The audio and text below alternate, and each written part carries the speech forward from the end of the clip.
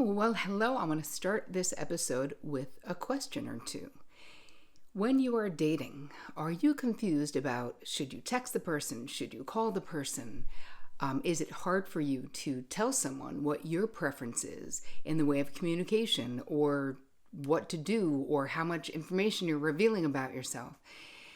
That's exactly what I'm going to be covering in today's episode, is boundaries for dating success. Because many of you have sent in emails and I promised I would do an episode on this, so here it is. So if you're new to my channel, I just want to say welcome. I'm so glad you're here. Please introduce yourself below in the comments. Know that I read them all. Make sure you subscribe to the channel and hit the bell so that you can get notified whenever there's a new episode, because I wouldn't want you to miss anything. And if you don't know me, my name is Terri Cole. I'm a licensed psychotherapist, a relationship expert, the author of Boundary Boss. And I want to shout out to a beautiful comment that was made here from Sinden Scene. How to Talk True was the episode that they put this comment under. I'm so grateful for you and your videos. This one especially was so informative and useful. Your voice is so soothing, and quite honestly, even though I'm in my 30s, I feel like you are teaching me basic skills that no one has ever taught me. I struggle so much with drawing my boundaries, mostly because I stumble with my words and can't articulate them very well. I come off as nonchalant. I'm so grateful and thankful. Now I feel empowered and have a sense of relief because of the useful wording you share with us. Thank you, Terri. Well, you are so welcome. Thank you for taking a minute to say so. I really do appreciate that. So then you will really love today's episode, because we're going to be talking more about language to use when you're dating. Let's dive into today's content. So before we can even figure out the best way of communicating when we're dating, how much to reveal, how much to not reveal, I want you to get clear about your own downloaded love blueprint. So this, again, it's like a boundary blueprint. All of them sort of reside in your unconscious mind. But this is something that really directly impacts our ability, especially in the beginning of relationships.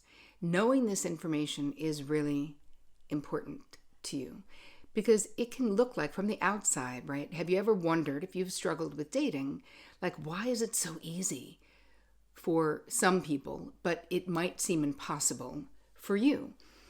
And, this notion that love itself, being successful in love, is only for the lucky. Can it really be about being in the right place at the right time? Is it really about the stars aligning? Or is there more to it? Well, obviously, I'm a psychotherapist, so I clearly think, and I'm positive, that there is more to it. So how we view romantic love and our own lovability has everything to do with what we learned growing up. So every family, right, has their own cultural norms around relating in romantic relationships. So I'm going to give you a couple of questions. This is just so that you can start to get curious about your own romantic blueprint. And it really specifically, it's going to be about boundaries and communication. But if what you saw growing up was that if you are the man, then you're supposed to be forceful. And if you are the woman, you're supposed to be not forceful. You're supposed to go along to get along. And these may sound outdated in today's modern society, but I promise you, this still exists, because I see it in my therapy practice and in my courses all the time. So it's actually worth your while. And I've created a downloadable guide for you in this episode. So don't worry, all the questions I'm going to be talking about right now, you can just go and get that guide. So I want you to start thinking about, your parental impactors, right? The adults in your life. Were they married? Were they divorced? Were they never married? Was it a single parent home for you? And then really thinking about diving into, what was your family culture around love and marriage, right? In some families, it's considered, aspirational. It's held in high esteem. In some families, it's not. It's, sort of the ball and chain feeling about it.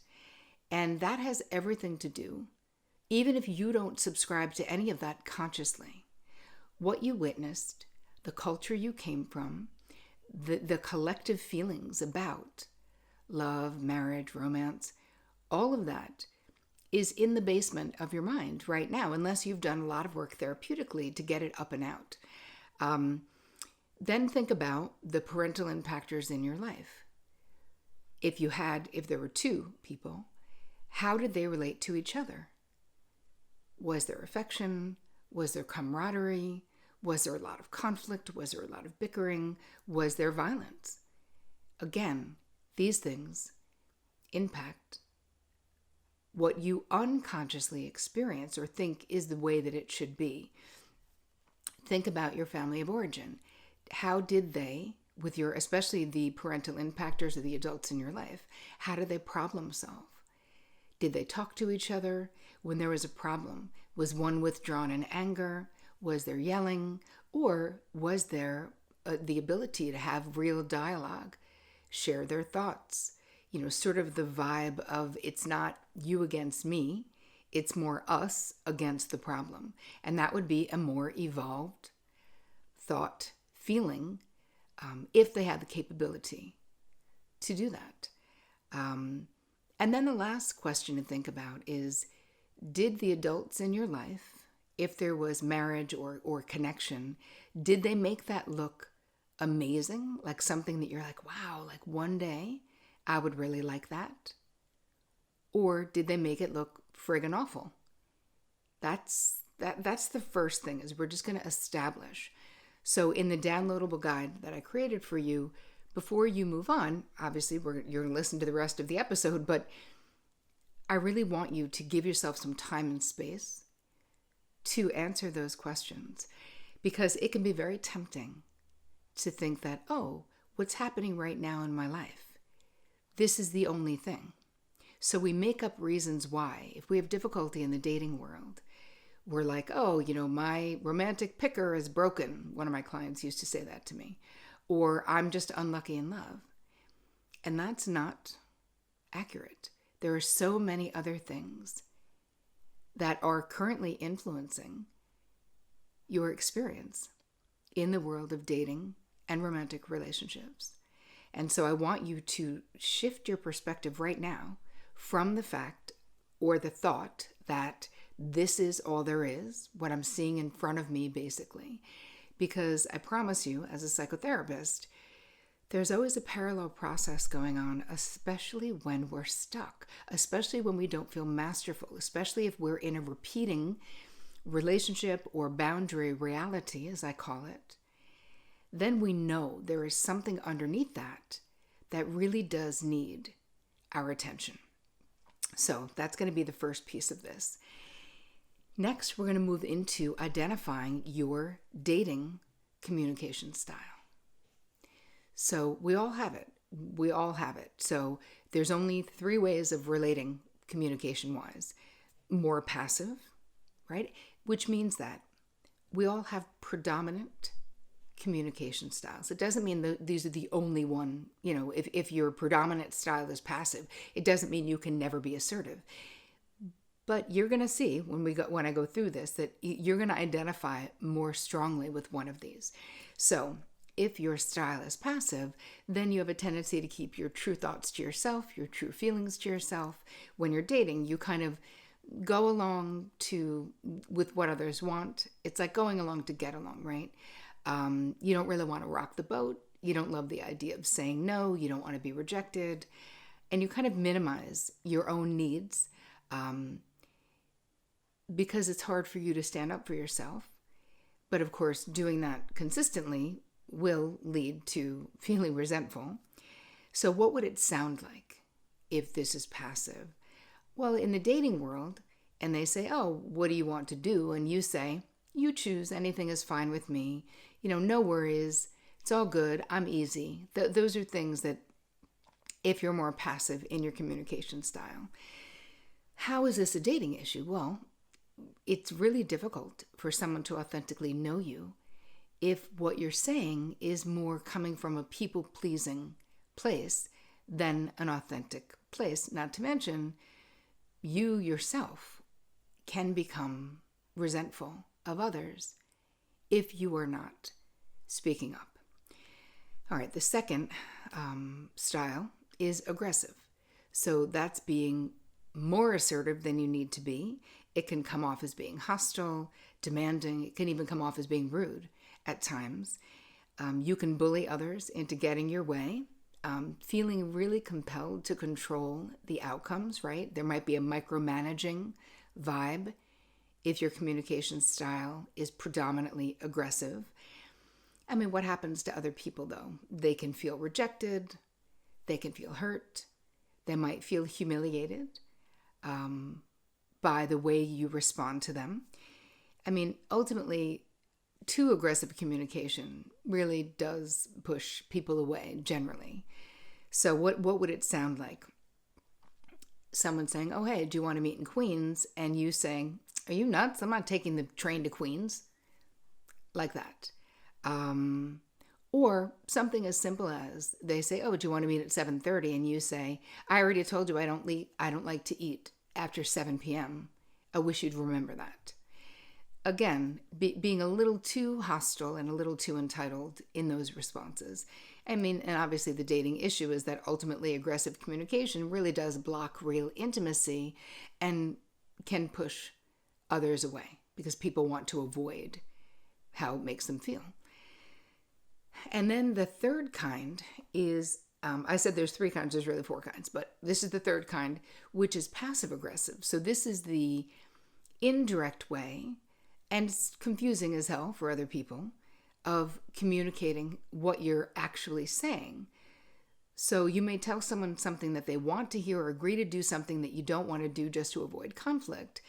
But this now creates internal feelings of anger, which can cause you to not keep your word, right? If you agree, because you're like, oh, I'm going to avoid the bullshit now. But then sometimes that means we'll cancel at the last minute because we didn't want to do it to begin with, or not follow through, which again, for the other person can create confusion, frustration, and even resentment because they're like, well, they said yes, but then didn't follow through. I don't get it. Passive-aggressive communication, if you're trying to passively aggressively communicate displeasure about something, you might say, oh, don't worry about me. I'll figure out how to get myself home like I always do. Something like that, which is really double talk because you're not saying don't worry about me. You're saying I'm angry that you're not worrying about me, about how I'm going to get home, or insisting that you're fine with the emphasis on fine when you're not, insisting that you're not mad or upset when you are. So again, what happens to the other person? What is the dating issue here? Well, the other person is completely confused about what is going on. They might feel hurt or angry, but they don't know how you really feel. And of course, this is a huge block, and that's disordered communication, right? This is the foundation for disordered boundaries, or at least one of them. And then the fourth style is assertive communication. And of course, this is the one that we want because it's that sweet spot right between too passive, too aggressive is assertive communication. So that is what we are wanting. It's the healthiest, most effective way of communicating when you're dating or anywhere else. It means that you're respectful to others and that you take full responsibility for yourself. You can talk true, as I like to say. You can speak directly and appropriately about your preferences, your limits, your desires, your deal breakers, all the things that I talk about in the Boundary Boss book. And when you have assertive communication, you're a good problem solver yourself, right? You know how to problem solve, and you also know how to listen to what someone else is saying. You can stand up for yourself without running other people over. So those are the styles. I'm curious to see, and you'll have an opportunity to sort of figure out which one you are in the downloadable guide that I have for you. I'm curious to see what your experience is and what you discover about yourself. So please make sure that you download the guide. And again, if you're new here and you haven't, you haven't participated, please do, because I read all of your comments in all of the places. So, yeah, I love to hear from you. If you love this episode, you can share it on Instagram stories. I love to repost that because really, the more people who know about the show, the more people I can help, which is really what my whole trip is about. So I want to say thank you for being here. Let me know what your thoughts are about this episode. And as always, take care of you.